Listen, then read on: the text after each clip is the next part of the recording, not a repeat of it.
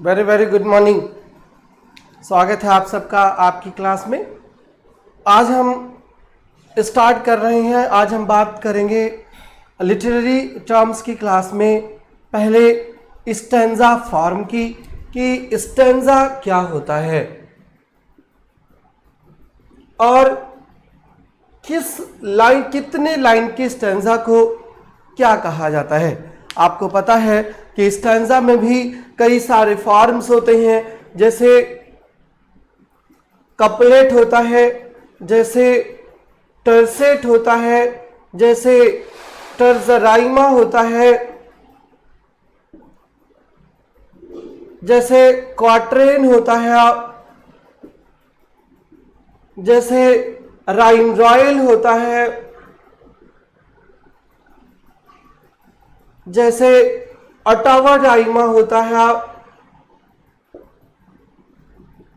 स्पेंसिरियन stanza होता है। आज हम इन्हीं स्टैंजा फॉर्म्स की बात सबसे पहले करेंगे। अपनी क्लास में स्टैंजा के टाइप्स पर बात करेंगे। स्टैंजा होता क्या है यहां से शुरू करके, और जितने टाइप के, ये तो इंग्लिश में यूज होने वाली स्टैंजा पैटर्न है। कुछ स्टैंजा पैटर्न ऐसे भी हैं जो इंग्लिश में ना यूज हो करके दूसरी भाषा में यूज होते हैं, जो फ्रेंच में यूज होते हैं। हम आज उनकी भी बात करेंगे अपने इस क्लास में। क्लियर? तो जितने स्टैंजा फॉर्म हो सकते हैं उन सबको आपको एक साथ आज सीख लेना है। आज सब उनके साथ आपको जानना है। आइए सबसे पहले बात करते हैं दो लाइन का जो स्टैंजा होता है जिसको आप कपलेट कहते हो। टू लाइंस का स्टैंजा होता है जिसके हम कपलेट कहते हैं। फिर एक एक करके सबकी बात करेंगे।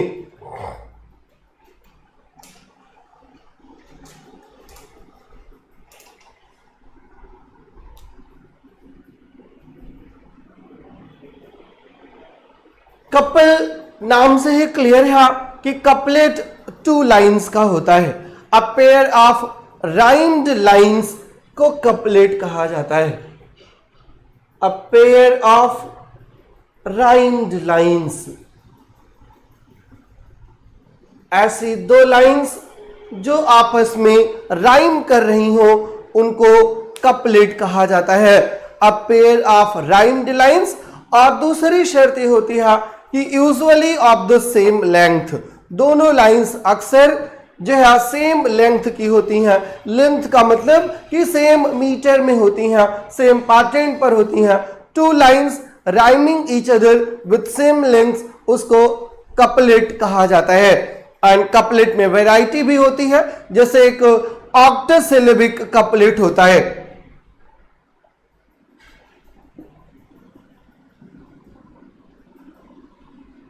Octosyllabic couplet.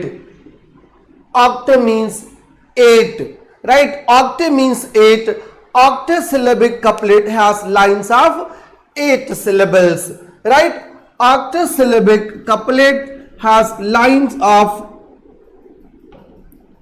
8 syllables. Octo means 8. जहां 8 syllables की लाइन्स हो उनको ऑक्टोसिलेबिक कहा जाता है, राइट? लाइंस ऑफ 8 सिलेबल्स ऑक्टोसिलेबिक होते हैं। और ऑक्टोसिलेबिक में क्या होता है? यूजुअली कंसिस्टिंग ऑफ 4 आयम्बिक, या जो है 4 आयम्बिक मीटर की लाइंस होती हैं। 4 आयम्बिक फिट की लाइन होती हैं ऑक्टोसिलेबिक कपलेट में, राइट? फिट आपको कल बताया था। तो जो 5 का ग्रुप होता है वो पेंटामीटर हो जाता है, और जो 4 का ग्रुप होता है वो क्या हो जाता है? वो टेट्रामीटर हो जाता है। तो ऑक्टोसिलेबिक कपलेट जो है ये टेट्रामीटर में लिखे होते हैं। 4 आयम्बिक फिट होती है। जैसे कि you would be remembering the poem Andrew Marvell's to his coy mistress, right? Andrew Marvell की poem to his coy mistress is written in octosyllabic couplet, right? Octosyllabic couplet में एंड्रू मार्वेल की poem to his coy mistress लिखी है। And apart from Andrew Marvell, John Milton also used this form extensively octosyllabic couplet को उन्होंने भी use किया। Next जो form है कपलेट का उसको डेकासिलेबिक कपलेट कहा जाता है। डेकासिलेबिक कपलेट मींस डेका मींस 10, तो लाइंस ऑफ 10 सिलेबल्स जो होंगी वो डेकासिलेबिक कपलेट्स कही जाती हैं। Lines of 10 syllables couplet of इन्हीं को डेकासिलेबिक कपलेट कहा जाता है, या इन्हीं को आप क्या बोलते हो, इन्हीं को आप बोलते हो heroic couplet.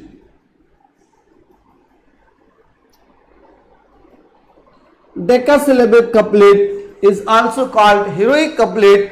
Heroic couplet is also a line जो है a pair of two rhyming lines in iambic pentameter.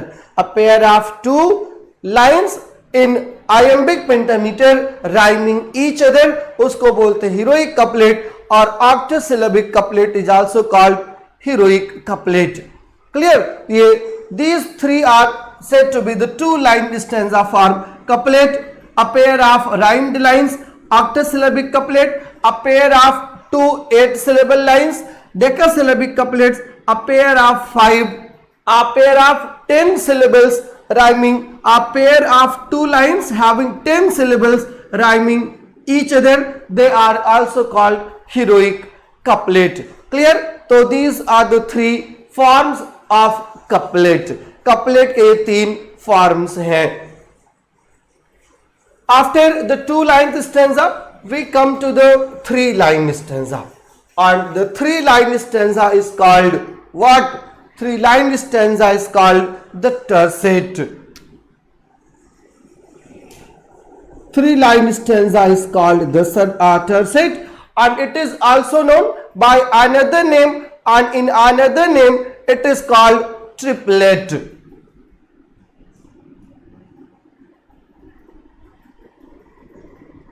Tercet or triplet is a 3 line stanza, a stanza of 3 lines.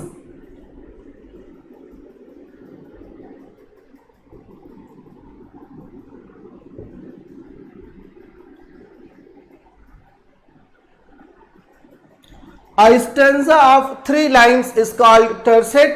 A stanza of 3 lines is called triplet, right, with a single rhyme. The lines may be the same length or of varying length. Length vary कर सकती है, same length की भी lines हो सकती हैं और varying lengths की lines हो सकती हैं, और हमारे लिटरेचर में दोनों की एग्जाम्पल्स अवेलेबल है। सेम लेंथ की बात करोगे तो रॉबर्ट हेरिक की पोएम है अपॉन जूलियास क्लार्क्स, तो वो सेम लाइन में लिखी गई है, राइट। सेम लाइन का मतलब है सेम लेंथ में लिखी गई है। और एक पोएम रिचर्ड क्रॉशा की है जिसका नाम है wishes to his supposed mistress, wishes to his supposed mistress, और वो वेरिंग लेंथ में लिखी गई है। तो टर्सेट और triplet is a 3 lines stanza. Clear? 3 lines stanza होते हैं usually with a single rhyme. The lines may be of same length and of varying length, right? For the example of the same length, we have a poem by Robert Herrick, and the name of the poem is Upon Julia's Clothes.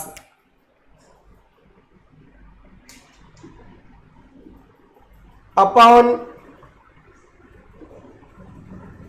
Julia's Clothes by Robert Herrick.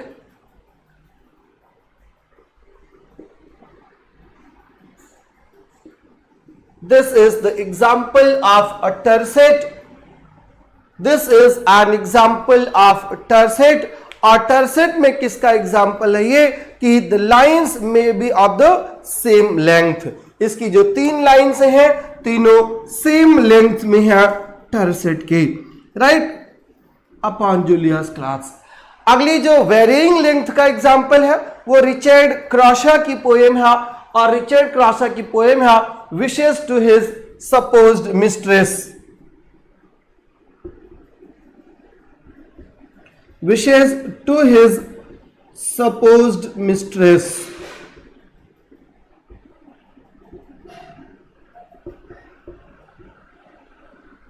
Wishes to his supposed mistress Richard Crashaw की poem है।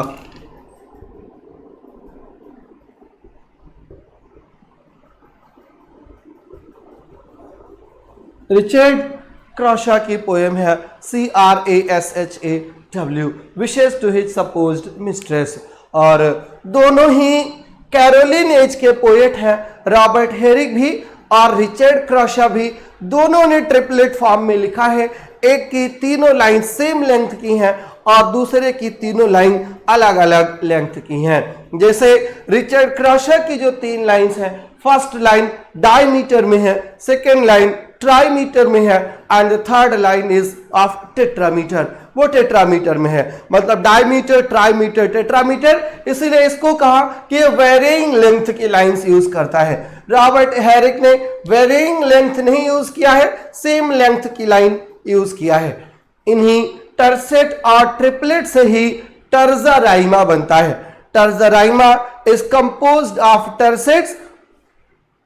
Terza rima जो होता है वो भी 3 line का stanza होता है और वो टर्सेट के कंपोजिशन से ही बनता भी है।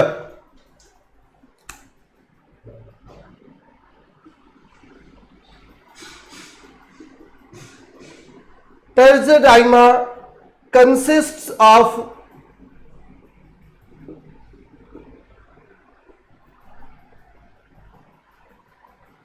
टर्सेट्स। टर्सेट्स एक स्टेंजा होता है और ऐसे स्टेंजाज इकट्ठा करके टर्जा राइमा की पोएट्री बनाई जाती है, composed of tercets which are interlinked in that each is joined to the one following by the common rhyme. जैसे कि जो राइमिंग होती है इनकी A B A, the first tercet हो गया और जब सेकेंड टर्सेट शुरू होगा तो बी सी बी, जब थर्ड टर्सेट शुरू होगा तो सी डी सी। ये टर्जा राइमा की राइम स्कीम हो जाती है। इसीलिए बोला कि terza Raima consist of triplets और टर्सेट्स with interlinked rhymes. Rhymes are interlinked, ये interlinking है, right? अब आगे वाला जो स्टेंजा बनेगा D से शुरू होगा, D E D, फिर आगे वाला E से शुरू होगा, E F E, फिर आगे वाला F से शुरू होगा। ये बनता है राइम स्कीम किसकी? टर्जा राइमा की। Terza rima is composed of tercets which are interlinked in that each is joined to the one following by a common rhyme, A B A, B C B, C D C and so on। और terza rima की अगर use की बात करें तो Italy में सबसे पहला एग्जाम्पल मिलता है टर्जा राइमा का और वो होता है दांते का। दांते wrote his divine comedy in terza Raima. Dante's Terza Raima was written in the form of Dante's Terza Raima में कौन सी पोएम है? The Divine Comedy। Dante used Terza Raima for his work The Divine Comedy। Clear? Divine comedy के लिए उन्होंने 3 line का structure use किया है, right? Terza Raima का ये यूज डिवाइन कॉमेडी में 14th सेंचुरी में हुआ था। और like sonnet in England, terza rima was brought by Sir Thomas Wyatt. England में टर्जा राइमा को लाने वाले कौन थे? Sir Thomas Wyatt. Sir Thomas Wyatt ही इंग्लैंड से सोनेट लेकर के आए थे और अब इंग्लैंड से इटली से सोनेट लेकर के आए थे और टर्जा राइमा भी ये आज है इटली से ही लेकर के आए थे। और इंग्लैंड में सर टॉमस यार्ट के टाइम में तो इतना सक्सेसफुल नहीं हुआ, लेकिन इसको परफेक्शन पर पहुंचाने का काम किया एक रोमांटिक पोएट ने जिसका नाम था पीबी शैली। और पीबी शैली की जो पोएम है ode to the west wind,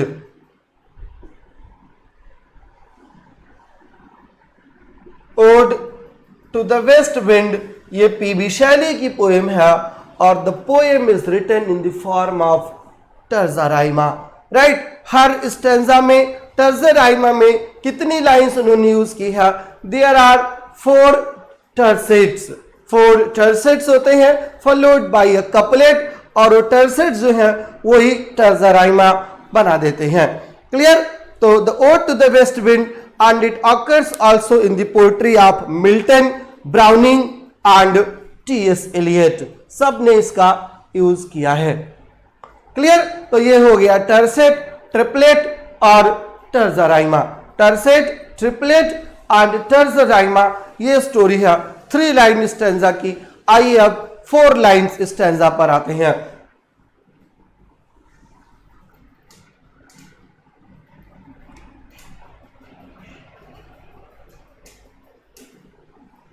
जो 4 लाइन स्टेंजा होता है उसको क्वाट्रेन कहा जाता है।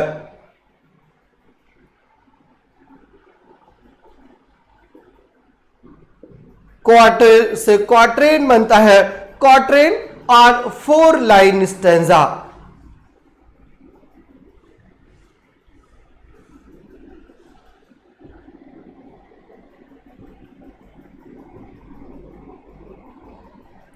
Quatrain is a 4 line stanza.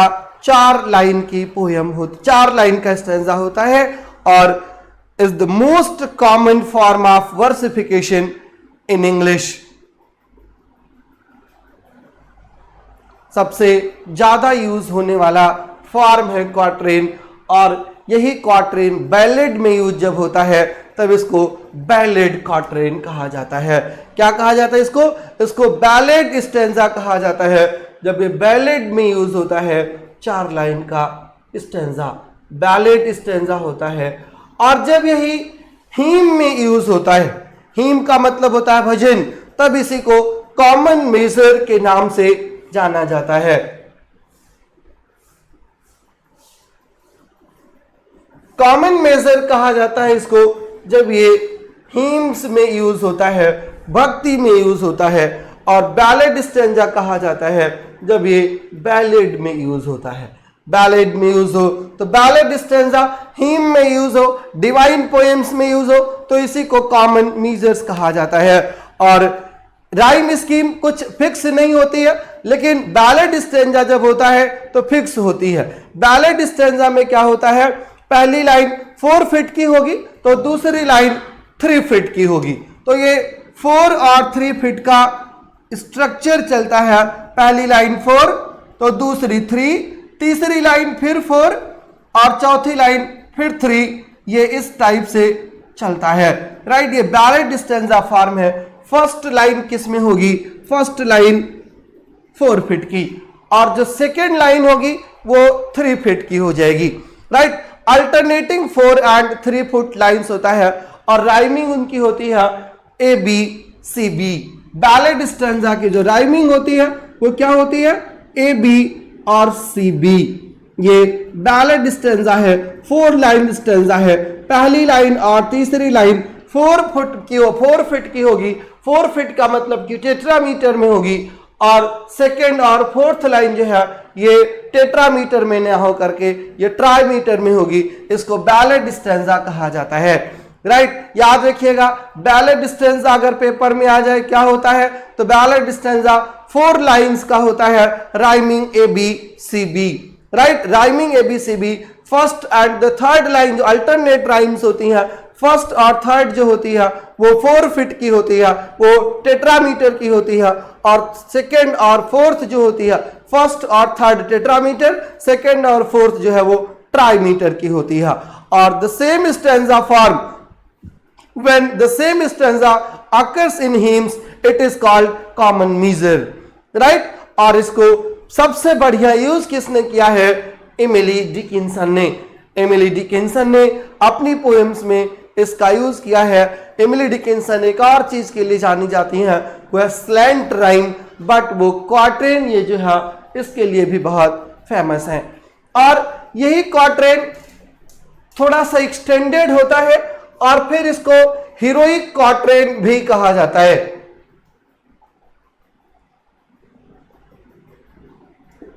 Heroic quatrain, iambic pentameter की लाइंस होती हैं, राइमिंग ABAB, आयम्बिक पेंटामीटर की लाइंस, हीरोइक लग गया, वहीं पर समझ लीजिएगा कि आयम्बिक पेंटामीटर है।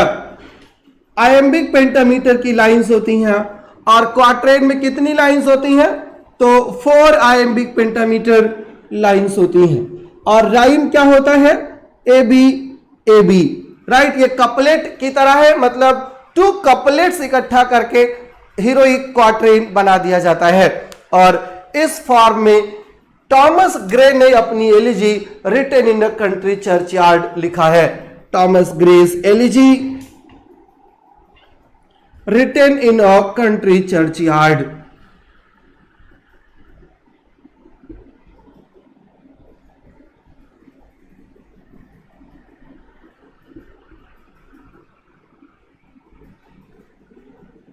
Thomas Gray's elegy written in a country churchyard, ये हीरोइक क्वाट्रेन में लिखी है, जहां पर एक लाइन 4 लाइंस आयम्बिक पेंटामीटर्स की होती हैं।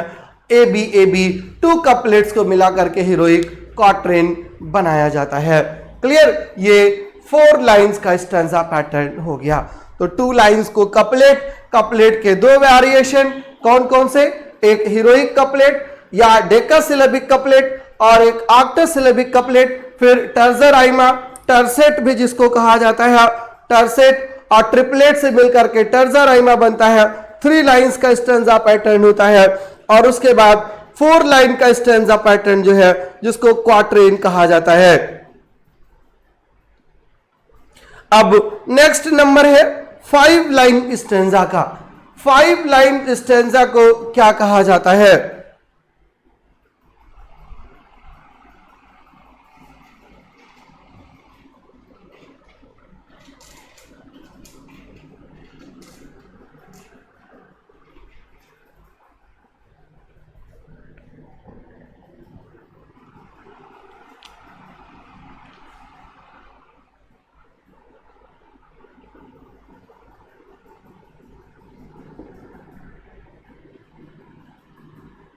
फाइव लाइन स्टैंजा को क्विंटेन कहा जाता है।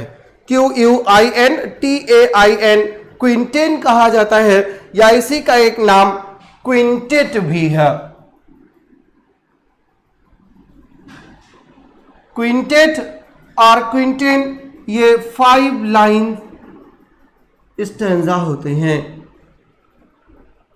5 लाइन के स्टैंजा को क्विंटेन कहा जाता है। Right, quintain poems can contain only contain any length और मीटर, किसी भी लेंथ में हो सकती हैं, किसी भी मीटर में हो सकती हैं, बट 5 लाइन का स्टैंजा होगा उसी को क्विंटेन या क्विंटेट कहा जाएगा, 5 लाइन स्टैंजा को। और there are many variations of the quintain that have developed over the centuries, some of which are specific to different cultures, लेकिन हम उनकी बात यहां पर नहीं करेंगे। अलग अलग देशों में अलग अलग नाम से जाना जाता है। और क्विंटेन के बाद 6 लाइंस का जो स्टेंजा होता है उसको क्या कहा जाता है? सेस्टेट कहा जाता है। आपको याद होगा कि जो सोनेट होते हैं, सोनेट के जो फर्स्ट 8 लाइंस होती हैं उनको ऑक्टेव कहा जाता है, और जो नीचे की 6 लाइंस होती हैं उनको सेस्टेट कहा जाता है। तो सेस्टेट ऑब्वियसली हो गया कि ये 6 लाइंस की स्टैंजा होते हैं। राइट, 6 लाइन के स्टैंजा जो होते हैं उनको सेस्टेट कहा जाता है। और एक और वेरिएशन है सेस्टेट का, एक पोएम होती है जिसको सेस्टिना भी कहा जाता है। सेस्टिना भी 6 लाइन्स स्टैंजा की पोएम है। सेस्टिना भी 6 लाइन स्टैंजा की पोएम है। और सेस्टिना में होता क्या है? बेसिकली ये 6 लाइन्स स्टैंजा की पोएम होती है। राइट, 6 लाइन का स्टैंजा होगा इसमें, और टोटल 6 स्टैंजाज ही होंगे।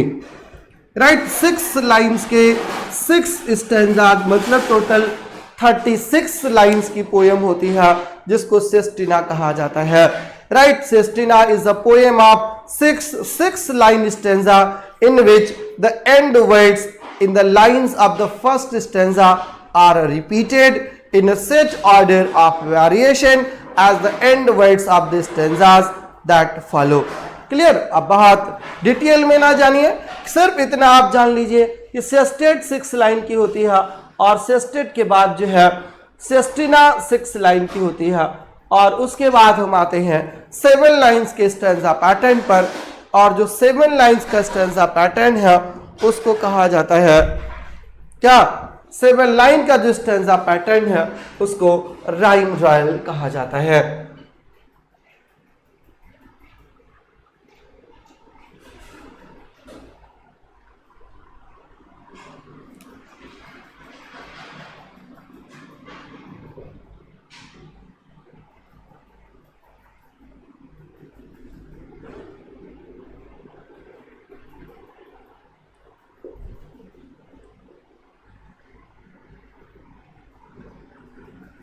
राइम रॉयल 7 लाइन्स स्टैंजा होता है और ये rhyme royal was introduced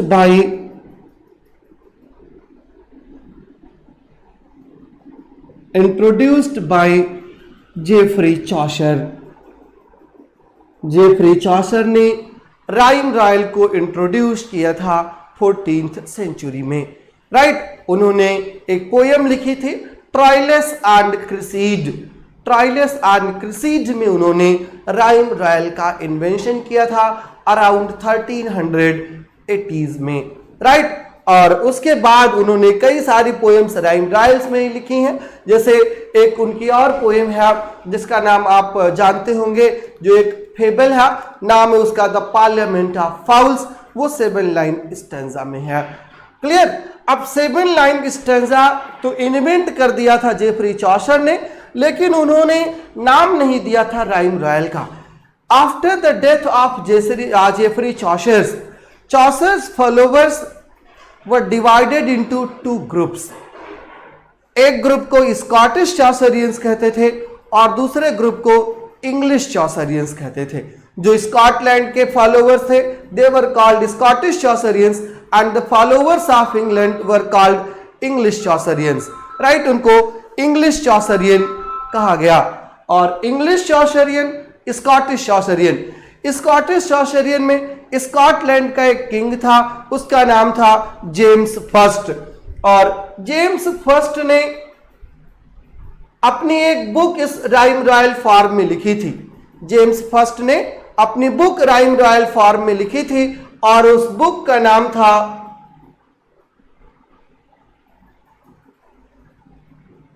the King's Quair, QUIRE, sorry QUAIR,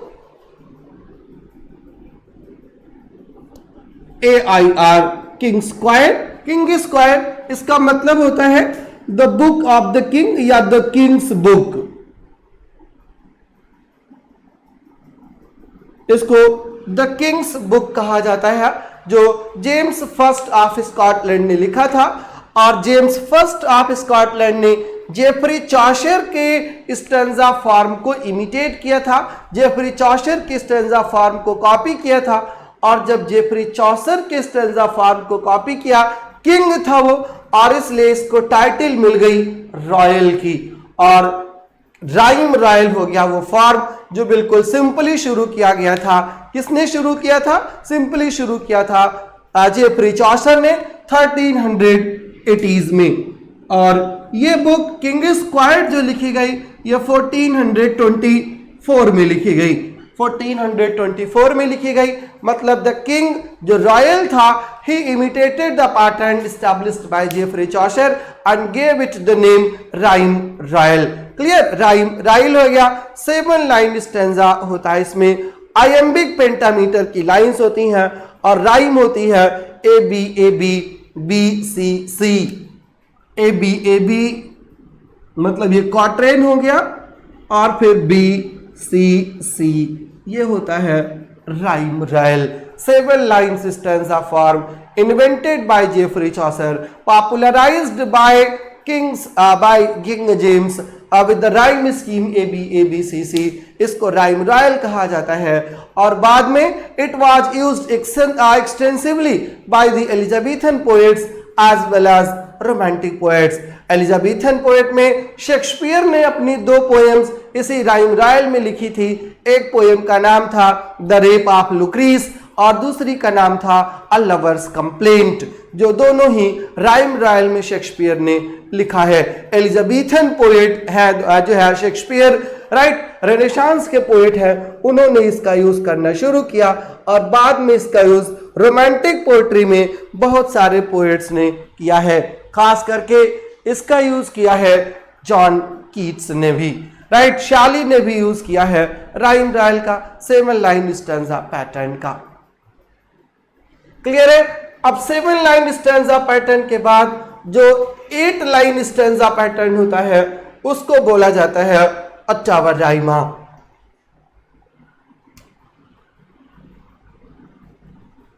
OTTAVA,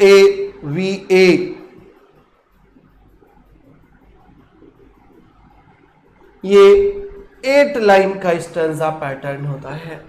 8 line का जो स्टैंजा है उसको अट्टावा राइमा कहा जाता है और ये भी इटली से ही इंग्लैंड आया था और लाने वाला फिर वही एक बहादुर जिसका नाम सर टॉमस यार्ड था।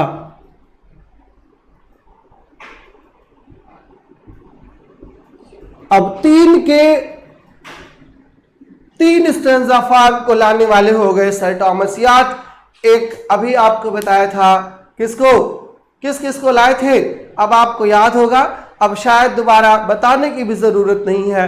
एक तो ये सोनेट फॉर्म वहां से लाए थे, एक अट्टावा राइमा ये वहां से ले आए थे और जो एक और फॉर्म की जिसकी अभी आपने बात की, ये और किस चीज को लाए थे बताइए फटाफट, फिर मैं रिपीट कर दूं, अभी तो ताजा ताजा ही है।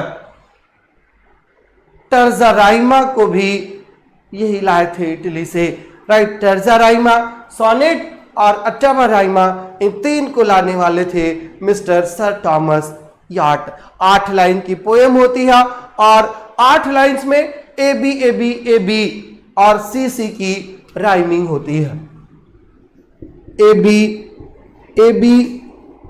बी ये 6 लाइंस हो गई और फिर सी ये 8 लाइन के स्टैंजा पैटर्न होते हैं, राइट। 8 लाइन इटालियन फॉर्म है, 8 लाइंस हैं, राइम ए बी सी है। सर टॉमस यार्ड लाए थे इसको और कब लाए थे ये तो आपको पता ही है, उनका जो टाइम पीरियड है first half of the 16th century and although employed by a number of earlier poets, it is notable especially as the stanza which helped Byron discover what he was born to write, and that work was Don Juan, right? Don Juan जो Byron की poem है, Lord Byron की, वो इस अट्टावा राइमा में लिखी है। Don जून, इसको बहुत सारे लोग डॉन जुआन भी पढ़ते हैं, ये डॉन जुआन नहीं डॉन जून है। डॉन जून एक वुमनाइजर था, राइट, क्लासिकल मिथ में, और वहीं से इसको लेकर के आए बायरन और बायरन ने अपने ही कैरेक्टर को डॉन जून के रूप में देखा है। अट्टावा राइमा 8 लाइन का स्टैंजा पैटर्न होता है। और अब स्टैंजा पैटर्न में, इंग्लिश स्टैंजा पैटर्न में जो लास्ट की बात है वो इन्वेंट किया था शेक्सपियर के कंटेम्पररी ने, और शेक्सपियर का वो कंटेम्पररी था, नाम था उसका एडमंड स्पेंसर, और एडमंड स्पेंसर ने सबसे लेंथी स्टैंजा फॉर्म डेवलप कर दिया इंग्लैंड में, और वो उसको स्पेंसिरियन स्टैंजा कहा जाता है।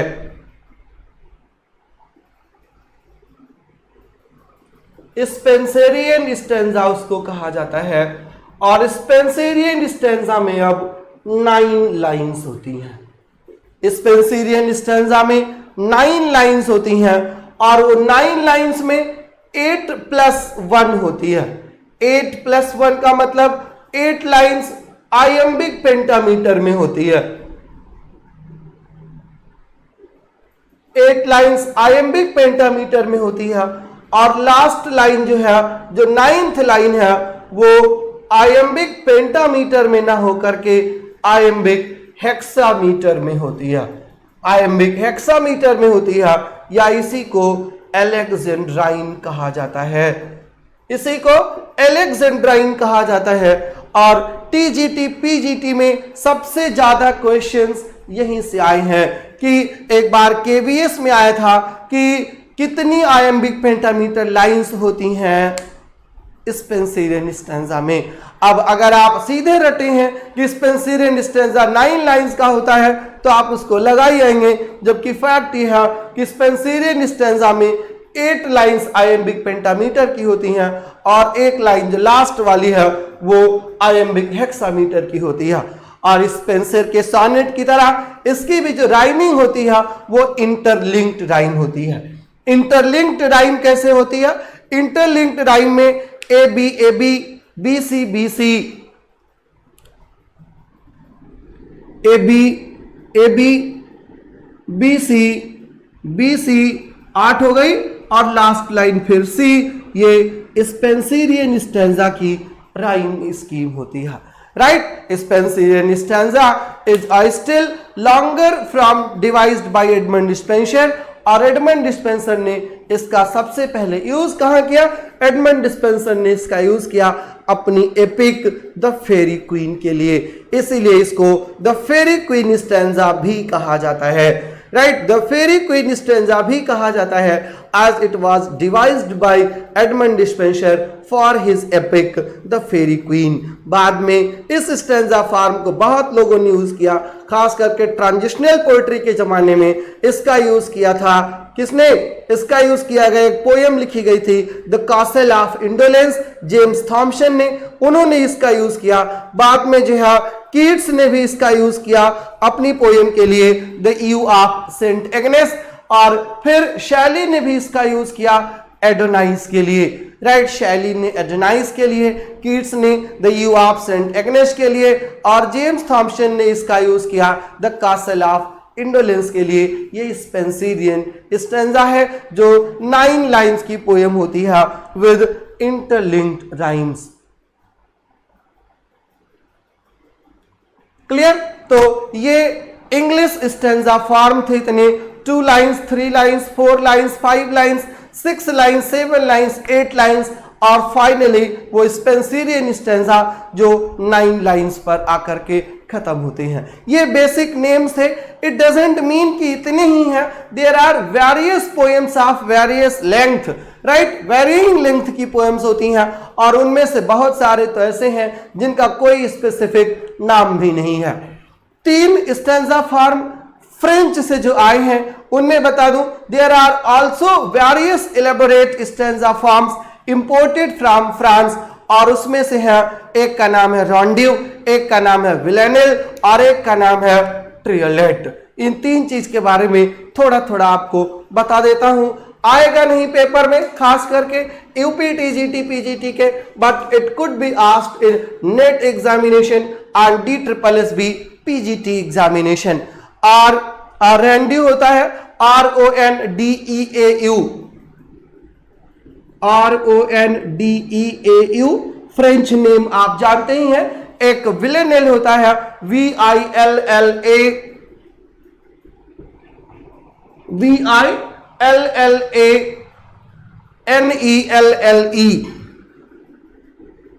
विलेनेल इसको पढ़ा जाता है। और एक होता है ट्रियोलेट, TRIOLET, ट्रियोलेट। ये अलग अलग स्टैंजा फॉर्म है, अलग अलग लाइंस के स्टैंजा फॉर्म होते हैं। और जितना अभी तक आपने पढ़ा है उसमें सबसे बड़ा वाला जो स्टैंजा फॉर्म होता है वो कौन सा होता है? जो सबसे बड़ा स्टैंजा फॉर्म है वो होता है विलेनेल, जिसमें टोटल 19 लाइंस होती हैं।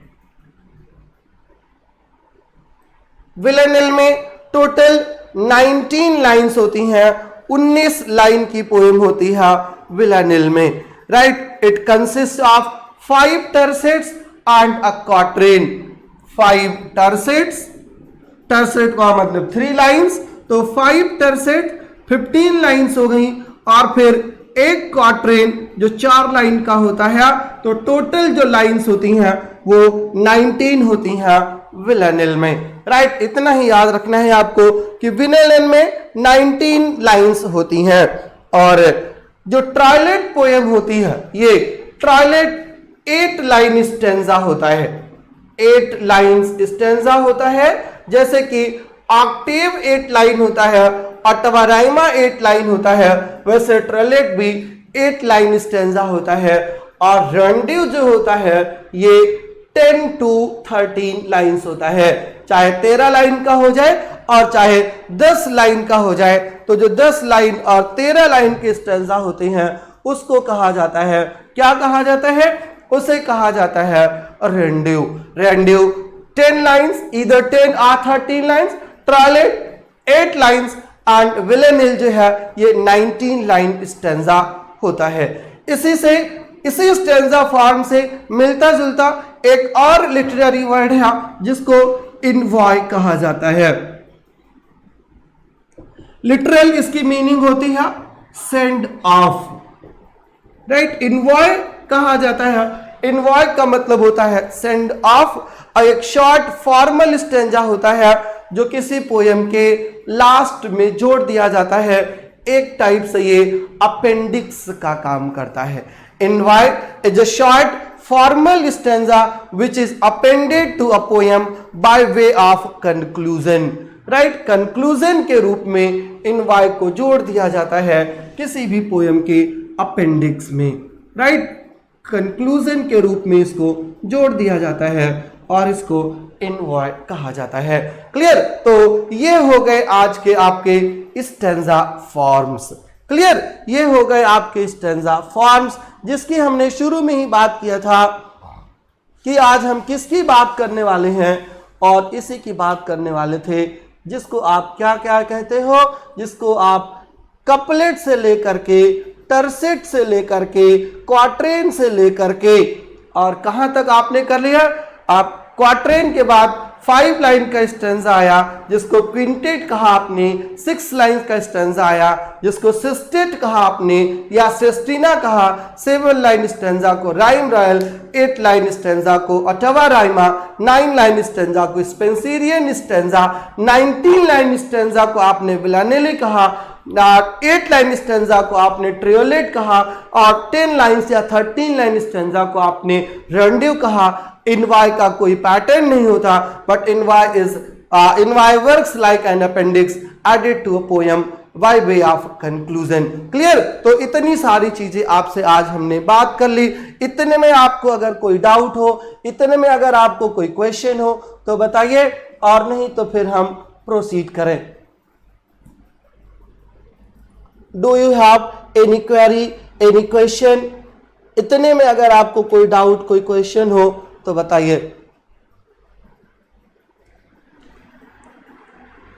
रेंडिव, विलेनियल और ट्रियोलेट ये तीनों ही कहां से आए हैं? ये तीनों ही फ्रेंच से आए हैं। राइट, ये तीनों ही फ्रेंच से आए हैं। और बताइए, क्लियर है? कोई डाउट, कोई question? What does Spenserian stanza also known as? ऐसा तो कुछ नहीं बताया हमने। स्पेंसिरियन स्टेंजा को the Faerie Queene stanza form कहा जाता है क्योंकि ये फेरी क्वीन के लिए स्टेंजा फॉर्म डेवलप किया था एडमंड स्पेंसर ने। ऑक्टासिलेबिक भी कपलेट होता है जी, ऑक्टासिलेबिक में भी कपलेट हो सकता है, डेकासिलेबिक में भी कपलेट हो सकता है। और कोई क्वेश्चन?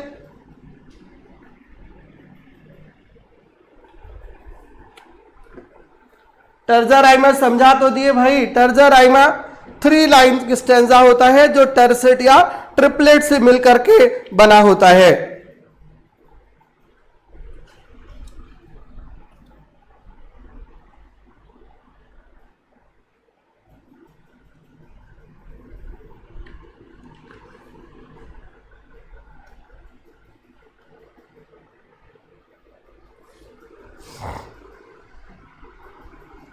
Thank you फूलजहां। डेका मतलब होता है 10। कविता जी कल कहां थी आप? किड्स की पोएम जो स्पेंसरियन स्टेंजा फॉर्म में है, the Eve of Saint Agnes, quatrain 4 lines का होता है और हीरोइक क्वाट्रेंस भी 4 लाइंस का होता है। हीरोइक क्वाट्रेंस में 2 कपलेट्स होते हैं, ये जान लीजिए। 2 कपलेट्स हीरोइक क्वाट्रेन बनाते हैं और उस हीरोइक क्वाट्रेन में क्या होता है, किसने यूज किया है? टॉमस ग्रे ने अपनी elegy written in country church yard के लिए। रैंडिव में एक स्टेंजा 10 लाइंस होती है और टोटल कितने लाइंस होते हैं?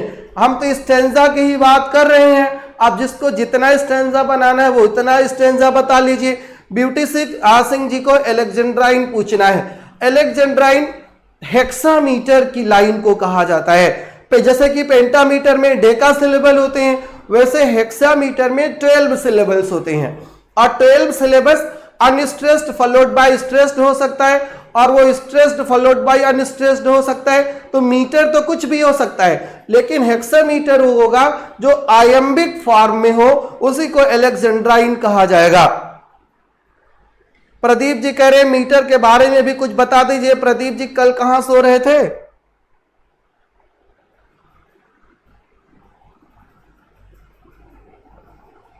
Sir I am Ashok Kumar, आपकी टीचिंग यूनिक है, आपके एक्सप्लेनेशन करने की क्वालिटी बहुत बेस्ट है। Thank you Ashok Kumar ji.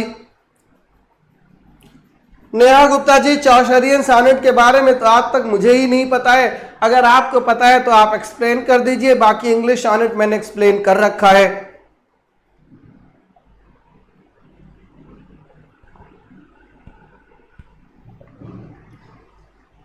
Spenserian stanza में विभाजी जो बिगिनिंग की 8 लाइंस होती हैं वो आयम्बिक पेंटामीटर की होती हैं और जो लास्ट की लाइन होती है वो आयम्बिक हेक्सामीटर की होती है, उसी को एलेक्जेंड्राइन कहा जाता है।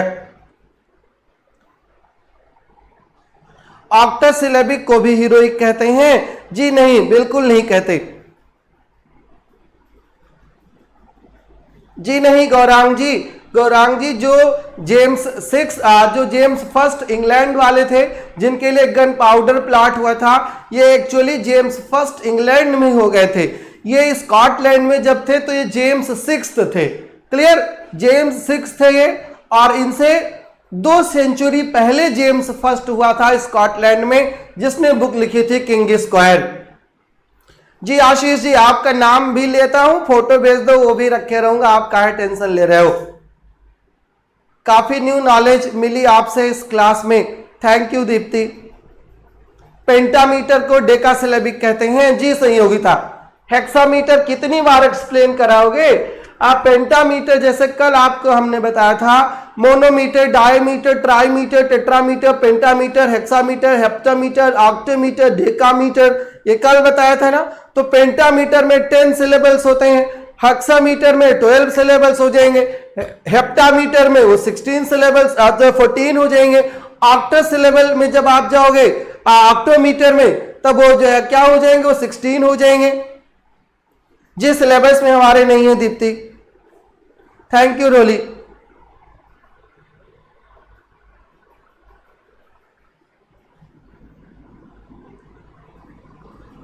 जेम्स का तो हमने नाम नहीं लिया स्पेंसरियन स्टेंजा के लिए। हाँ, शैली का जरूर लिया था। शैली का एक वर्क है एडेनाइस, जो स्पेंसरियन स्टेंजा में लिखा है। चौसर के टाइम पे किंग कौन थे? चौसर के टाइम पे 5 किंग थे, जाके गूगल कर लीजिएगा। हिस्ट्री ऑफ इंग्लिश लिटरेचर हमारे सिलेबस में नहीं है, और जहां है वहां करवा दूंगा, और आपके कहने से नहीं, क्योंकि अगर जो करवा रहा हूं वो आप चाहें तो करें, अदरवाइज क्लास छोड़ दें। जब आपके टॉपिक पर आऊंगा तो आप फिर ज्वाइन कर लीजिएगा, और फिर जब आपकी क्लास बनेगी उसमें लिखा रहेगा कि किस चीज की क्लास है। जैसे आजकल आपको लिखा रहता होगा कि लिटरेरी फॉर्म की क्लास है, तो जब ये लिटरेरी फॉर्म की क्लास है तो इसको आप छोड़ दीजिए। जब हिस्ट्री ऑफ इंग्लिश लिटरेचर लिख कर आएगा तब आप फिर आइएगा। जी स्पेंसरियन स्टेंजा 9 लाइन ही करेक्ट होगा।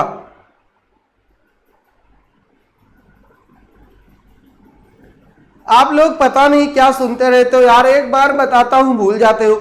सोनेट, टर्जा राइमा और अटावा राइमा, इन 3 फॉर्म को इटली से सर टॉमस यार्ड ट्रांसपोर्ट कर लिए थे इंग्लैंड में।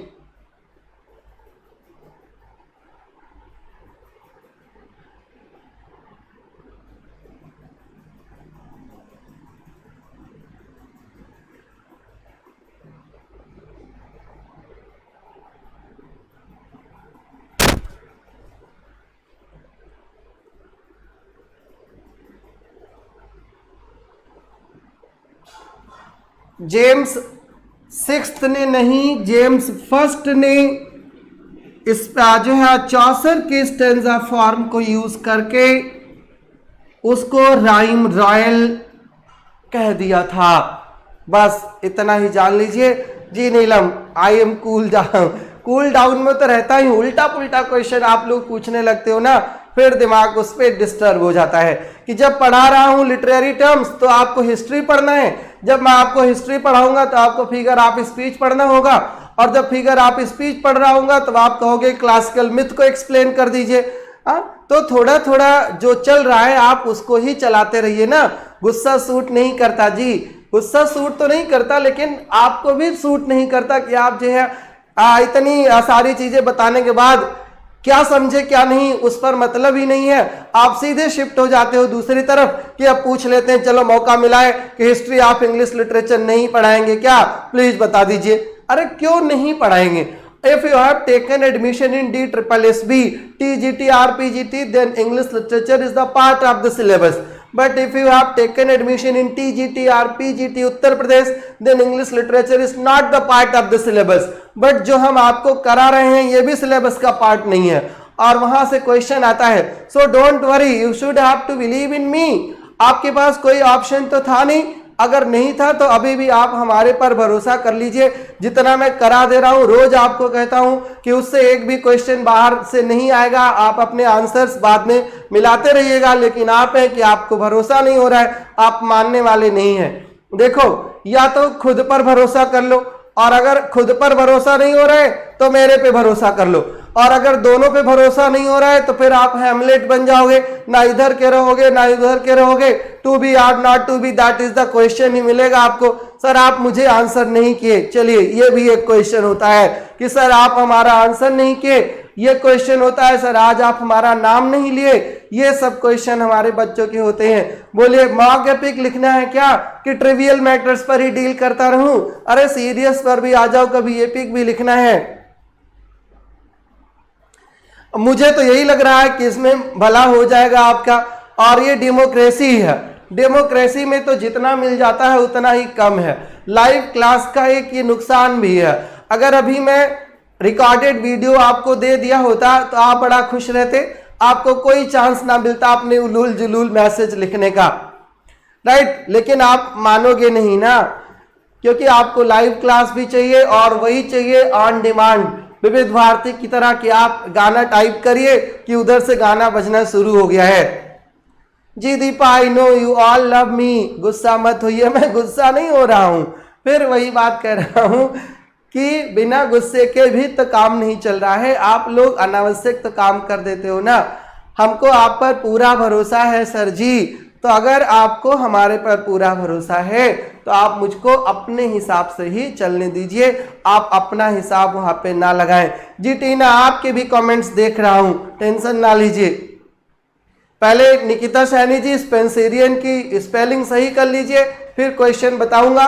और मैंने स्पेंसेरियन स्टेंजा अभी बताया है, स्पेंसेरियन सॉनेट नहीं। क्लियर? मैंने स्पेंसेरियन सॉनेट नहीं, मैंने स्पेंसेरियन स्टेंजा की बात की अभी। लगता है आपका गुस्सा बहुत खतरनाक है क्योंकि आपको गुस्सा बहुत कम आता है। हाँ, लेकिन आप लोग उसको ड्रैग कर लाते हो, आप उसको खींचने की पूरी कोशिश करते हो। Thank you Sonika, we love you, thanks for loving me. चले आगे, प्रोसीड करें कि अभी और थोड़ी देर होल्ड रखे रहे आपके कमेंट्स। इसीलिए जितना देर स्टेंजा फॉर्म पढ़ाया हूं, आपका एक भी क्वेश्चन नहीं लिया हूं, आपका एक भी क्वेरी नहीं लिया हूं। शेक्सपियरियन सॉनेट को इंग्लिश सॉनेट कहा जाता है, और इंग्लिश सॉनेट शेक्सपियर और स्पेंसर में डिफरेंस ये है कि स्पेंसर ने राइम स्कीम चेंज कर दिया था, इंटरलिंक्ड राइम कर दिया था, ए बी सी डी जो है ना करके ए बी और फिर बी सी और फिर सी डी और फिर ई। ये स्पेंसर की सॉनेट की राइम स्कीम थी। इंग्लिश और शेक्सपियर सॉनेट की जो राइम स्कीम थी वो थी ए बी सी डी और फिर ई एफ एस टाइप की, मतलब ये शेक्सपियर की राइम स्कीम थी। हैमलेट नहीं बनना है, चलिए फिर आ जाइए आगे। अगले टर्म पर आइए। एक टर्म होता है इक्लॉग। इक्लॉग का लिटरल मतलब क्या होता है? इक्लॉग का लिटरल मतलब होता है सिलेक्शन। और इक्लॉग एक पोएट्री होती है जिसको पास्टोरल पोएट्री कहा जाता है। ऐसी पोएट्री, पास्टोरल पोएट्री क्या होती है? पास्टोरल वर्ड बना है पाश्चर से। पाश्चर का मतलब होता है ग्रासलैंड। तो ऐसी पोयम जो शीप, शेफर्ड,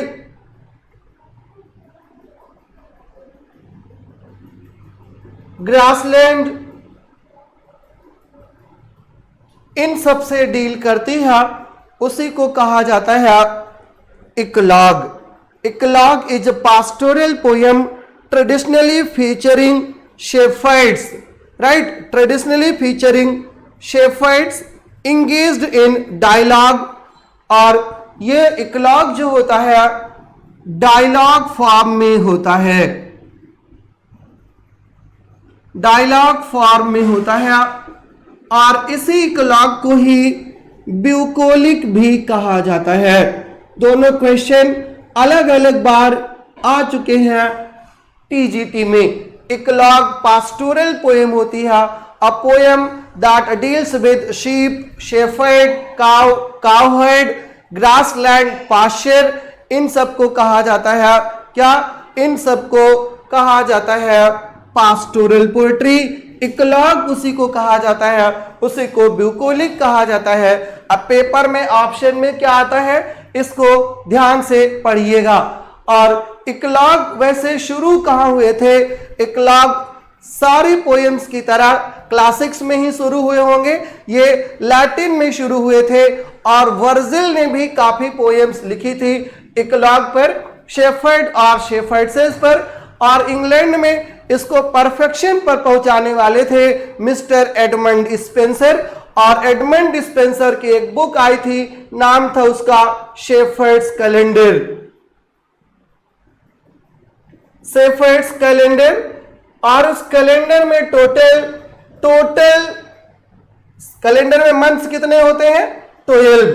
तो 12 इक्लॉग्स उन्होंने उसमें लिख दिया था, राइट। 12 इक्लॉग्स उसमें उन्होंने लिख दिया था। Since the 18th century the term has been divorced from its pastoral settings and has come to refer to a poem in which a dialogue or monologue provides for the vehicle for serious reflections।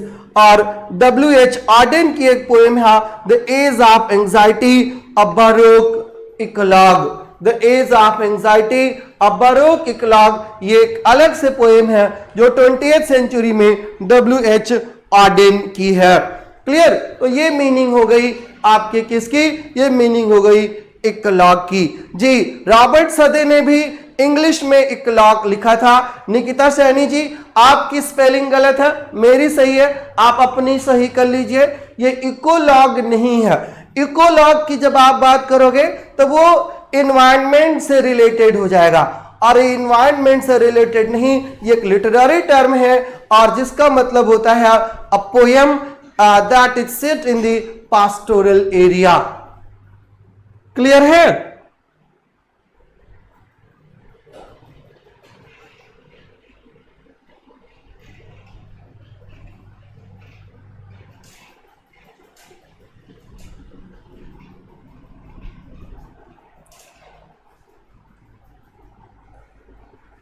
जी श्वेता, ये rural होता है,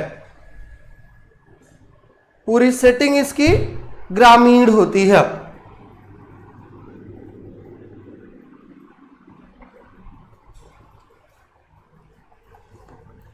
next word है आपका dramatic monologue.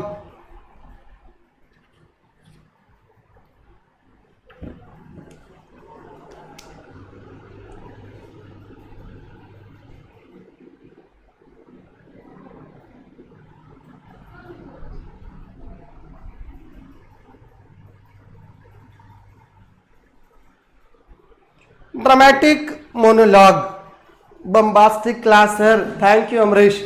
चलिए कुछ तो समझे आप। मोनोलॉग क्या होता है? मोनोलॉग इज अ पोयम,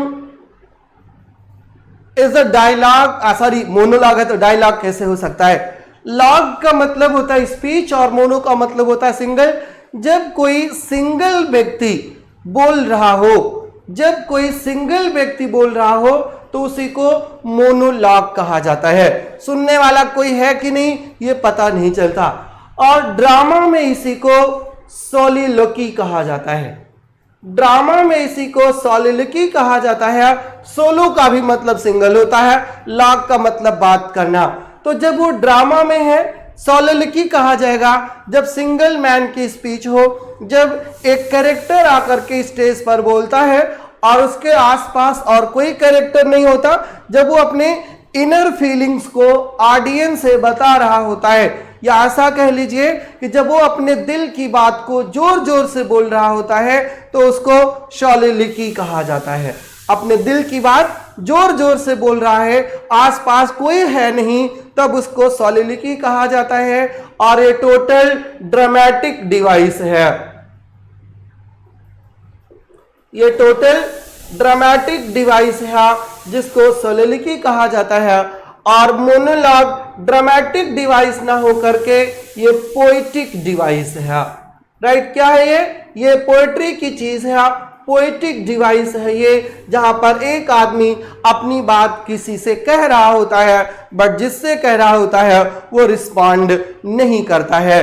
अब फिर इस मोनोलॉग में ड्रामेटिक क्या होता है, ड्रामा क्या होता है? ड्रामा का मतलब ही होता है एब्रप्ट चीजें हो जाए, एब्रप्ट ओपनिंग। एब्रप्ट ओपनिंग का मतलब है जब ओपनिंग बिना किसी बिगिनिंग, बिना किसी मिडिल, बिना किसी एंडिंग के ऑल ऑफ सडन शुरू हो जाए, तब उसको हम एब्रप्ट ओपनिंग कहते हैं। और ड्रामेटिक मोनोलॉग एक ऐसी ही पोएम होती है जो एब्रप्ट ओपनिंग होती है। The single speaker addresses to someone and the listener is not confirmed, उसको ड्रामेटिक मोनोलॉग कहा जाता है। A type of lyric poem in which a person speaks to a silent audience and in the course of doing so reveals a critical aspect of his own character. Or the acknowledged master of this form was Robert Browning. Dramatic monologue को perfection पर किसने पहुंचाया? Perfection पर पहुंचाने वाले कौन थे? Mister Robert browning, जिनकी पोयम आपको याद होगा my last duchess. My last duchess एक पोयम है किसकी? रॉबर्ट ब्राउनिंग की, जो ड्रामेटिक मोनोलॉग के लिए जानी जाती है। क्लियर? सोलिलोकी और इसमें यही डिफरेंस है कि सोलिलोकी में क्या होता है, वो ड्रामा की डिवाइस है, ऑडियंस से बोल रहा होता है, रिस्पांस नहीं होता, अपने दिल की बात कर रहा होता है, राइट, अपनी थॉट प्रोसेस को लाउड कर देता है। और एब्रप्ट ओपनिंग जहां पर पोएम में शुरू हो जाए उसको ड्रामेटिक मोनोलॉग कहा जाता है। और ड्रामेटिक मोनोलॉग का एक और टाइप होता है जिसको इंटीरियर मोनोलॉग भी कहा जाता है। इंटीरियर मोनोलॉग भी और वर्ड्सवर्थ की poem Tintern Abbey internal monologue है। राइट, या टी.एस. एलियट की poem the love song of J. Alfred Prufrock भी इंटीरियर मोनोलॉग है। राइट, इंटीरियर मोनोलॉग है। Dramatic monologue Browning, interior monologue Wordsworth, और वर्ड्सवर्थ के साथ जो है दूसरे भाई साहब जो हैं कौन? जिसका नाम अभी आपको बताया टीएस इलियट। और इस ड्रामेटिक मोनोलॉग को ब्राउनिंग ने परफेक्ट किया और इवन ब्राउनिंग ने एक पूरी नॉवेल वर्स में लिख दी थी, पूरा मोनोलॉग फॉर्म में, और उस नॉवेल का नाम था the ring and the book. The ring and the book में टोटल 12 लेंथी मोनोलॉग्स हैं, 12 लेंथी मोनोलॉग्स हैं जहां पर अकेले स्पीकर बोल रहा होता है। राइट, अकेले स्पीकर बोल रहा होता है, उसको ड्रामेटिक मोनोलॉग कहा जाता है। क्लियर? कोई दिक्कत?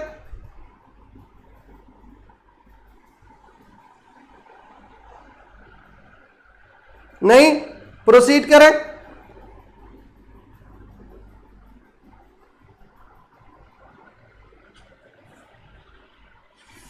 इमोर्टैलिटी ओड नहीं, टिंटन एबी।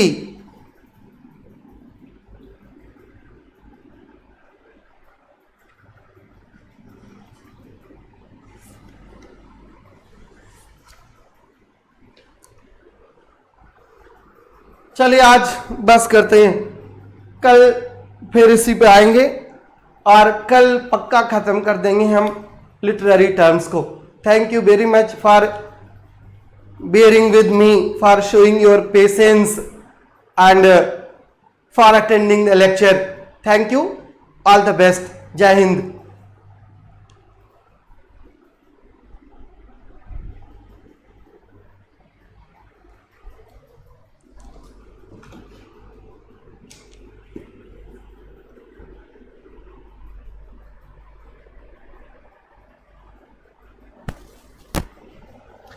कल बता देंगे प्रेरणा जी, कल यहीं से फिर शुरू कर देंगे। इलियट की पोएम है love song of J Alfred Prufrock. Dramatic monologue के एग्जांपल्स वीडियो को रिवाइंड करके देखिएगा। The ring and the book browning की है, जिसमें 12 लेंथी मोनोलॉग्स हैं। जय यादव जी को थैंक यू। डोली पांडे, कश्यप, रीता, जूली, रितिका, नीलू, नेहा, सभी को very very much thank you very much.